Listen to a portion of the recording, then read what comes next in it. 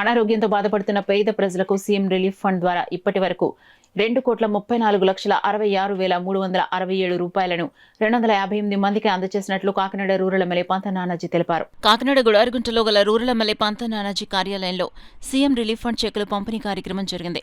కార్యక్రమంలో భాగంగా 26,86,355 రూపాయల చెక్కులను 48 మంది లబ్ధిదారులకు పంపిణీ చేశారు.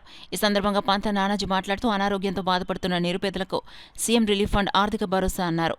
ఈ కార్యక్రమంలో కూటమి నాయకులు, లబ్ధిదారులు పాల్గొన్నారు.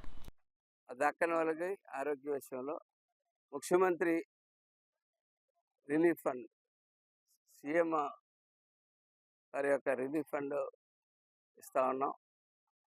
ఎందుకంటే పూర్వం ఒక ముఖ్యమంత్రి రిలీఫ్ ఫండ్ తెచ్చుకోవాలంటే ఒక ఎమ్మెల్యేకి సంవత్సరానికి 4-5 తెచ్చే పరిస్థితి ఉండేది.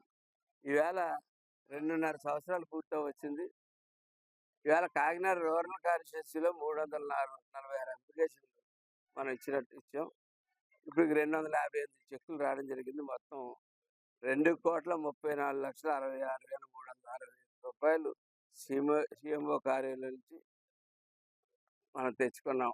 ఆయన పెద్ద మనసుని దాన్ని బట్టి మనసున్న మహారాజుకి చంద్రబాబు నాయుడు గారిని, పవన్ కళ్యాణ్ గారిని వర్ణించారు.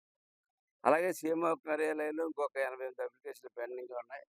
ఈవేళ 48 మందికి 26,86,000 రూపాయలు ఈవేళ ఇవ్వడం జరుగుతూ ఉంది.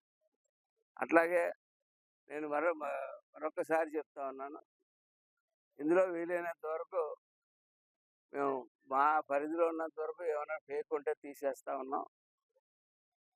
పబ్లిక్ కూడా మనం చేస్తూ ఉన్నాను, అటువంటి ఫేక్ పెట్టవద్దు దయచేసి.